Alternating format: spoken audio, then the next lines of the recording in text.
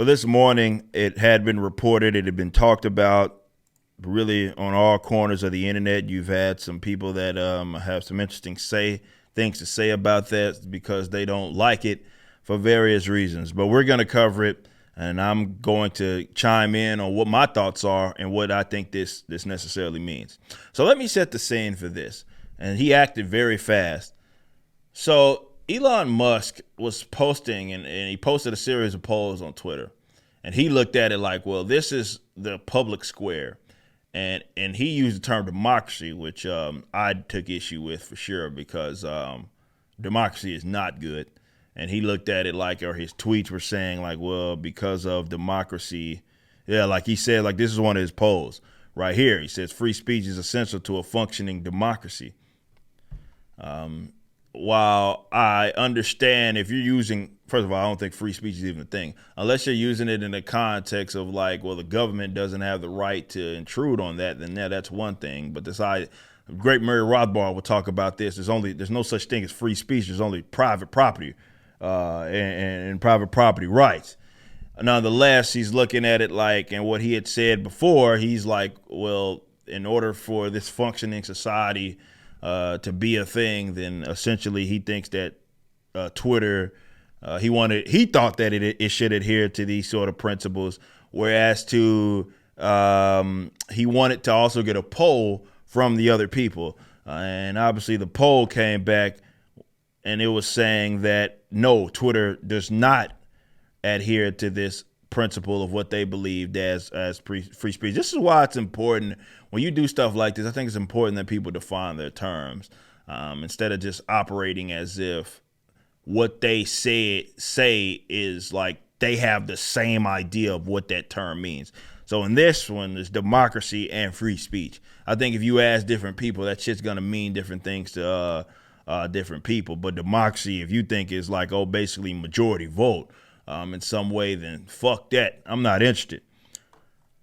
But he acted pretty fast because this poll was on the 25th of March. So basically a week later, as documented here, he has become the largest shareholder of Twitter. And he purchased a 9% stake, and I believe it was almost $3 billion worth. Okay? And now it makes him, as documented here, who wrote this on Blaze? Samuel Mangold Lynette says Tesla CEO Elon Musk has become the largest individual shareholder of Twitter. And Musk's ultimate aim with his newly obtained influence in the company is unclear, but in recent days he acknowledged that he was giving serious thoughts. And I do remember that he tweeted about that. He had said, like, take this poll serious. I'm asking this question seriously, and because it's going to have some sort of ramifications. A regulatory report says, and hold on. God damn it, man. Oh, my God. All right. Why, Blaze? You're killing me. I want you to make money, but you're killing me. Let me refresh this. That's why I don't use ad blocker. But I want them to make money, so it doesn't bother me. Whatever. Slight inconvenience. We'll live. All right. So we come to CEOs of the company's largest shareholder. He's raising questions. Again, that's the poll results. And a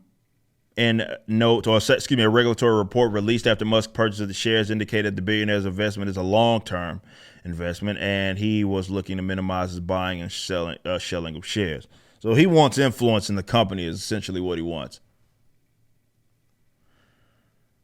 In a note to investors, Dan Ives of Wedbush Security said that he expects Musk's considerable, albeit passive, stake in the company to be the first step in Musk acquiring more of the company so that he can exert his influence over it. He said, "We would expect this passive stake as just the start of broader conversations with the Twitter board management that could ultimately lead to an active stake in a potential more aggressive ownership role of Twitter."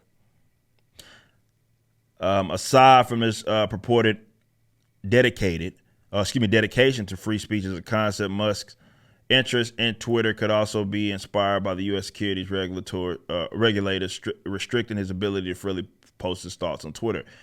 In early March, Musk asked a federal judge to nullify a subpoena from SEC regulators and throw out a 2018 agreement that required Musk to have third-party pre-screen his tweets before posting them. He said the SEC's subpoena has no basis in law. Basically, hey, your influence, stop.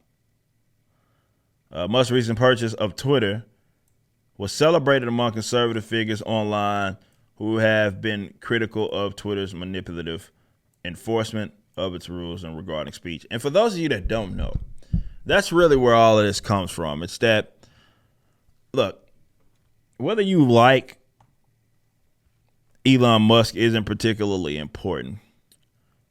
Doesn't matter at all. But the thing is, and why people are stoked semi about it, is because of all of the, let's say, culturally influential billionaires. And I totally get where they're coming from. They view Elon Musk as different from the standard. And if you went by his words alone, then yeah, like he's not like fucking Soros or something. And he does publicly make his alignments with, albeit with people that may not be on the left side of, or the far left side of the political spectrum. So some people see that as a victory because they look at it like, is Twitter going to change? Considering that this guy is making a power move to try to have some sort of say in how this site's function. And you guys have experienced it if you are on Twitter. I get it. I've experienced it. Yeah, I remember I went that few months of me being not on Twitter because I was banned, essentially. And it has gone a direction where definitely with the medical misinformation shit. And it's not just straight bans. You got to understand, for you guys that don't use Twitter, you might not know this. Like, they've gone the direction of where someone says something that's against the mainstream authoritarian left position, and they'll put a little doc on you, right? So people can't retweet you and they'll say that this post is misleading or something through their independent fact. Like, it's that type of stuff that frustrates people so much. In addition to, yeah, you have the bannings and all of that for people saying just basic things. Now, look, I think people would accept that just straight up egregious shit on the website, they will tolerate that being minimized. So if there's some effort by way of Twitter to minimize some idiot going around making threats or some shit, that's totally understandable. For most people are going to be like, okay, I get that. Or just saying really, really foul, fucked up shit about certain folks, be it in children or stuff that has to do with children and stuff like that. Like, that stuff being minimized and there being, like, let's say, suspensions and even bans in that regards, people understand that can be expected for anything that's going to be popular. There's some standard, just a straight free-for-all. Most people wouldn't even want that to be. Though I will say that Twitter does give you, this is why I don't like it, because Twitter gives you a lot of tools between blocking and muting and doing all that shit. You could clean up your timeline if that's something that you really want to do. Nonetheless, this unfair approach that it has happened and really has been amplified over the last about 5 years has people wanting something else, right? So this is why this is exciting for so many people to see what happens of it. It's less about saying that, oh, Elon's one of us. That's not what it is. It's like just in the regards of, because it's impacted him and himself, in regards of being able to say something on the website that's basic and not be punished because of it. Folks look at that like that might be a victory, say, for them. I've said before, Twitter was on its way out prior to Donald Trump anyway. Becoming president. That actually got people more enthusiastic about it. So it was on its way out. I've said of all the social media platforms, that could be the one to fucking go. And, it ain't like it's monetized for me. So shit, if that was the one to go, that was the one to go.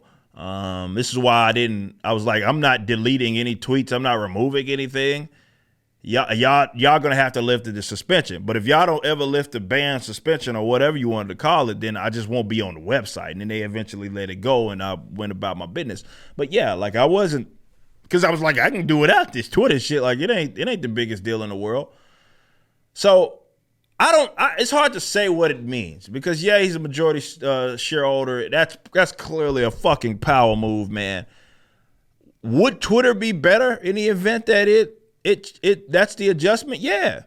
And is that going to, because look, you look at like the authoritarian left who could say largely whatever the fuck they want on that website, unless it's just crazy egregious, but they could peddle whatever narrative it is that is being accepted by authoritarian left, and they won't see any problems because of it. The reason why these mega companies that have high user bases is what it is. With them having the most influence on it, and by them I'm meaning the authoritarian left, they have benefited a lot from it, and they know that. They've been able to like kind of control narratives, and they love when, even no matter how unfair it is, they love when their ideological enemies are removed from their websites. They love that shit. If it were up to them, it'd be a leftist safe haven and a leftist only platform. If it were up to them, but this seems to be that it'll be a little more balanced in the event that Elon, let's say, got what it is that he wanted. So again, is that going to happen? Despite that being a power move, potentially, I don't know.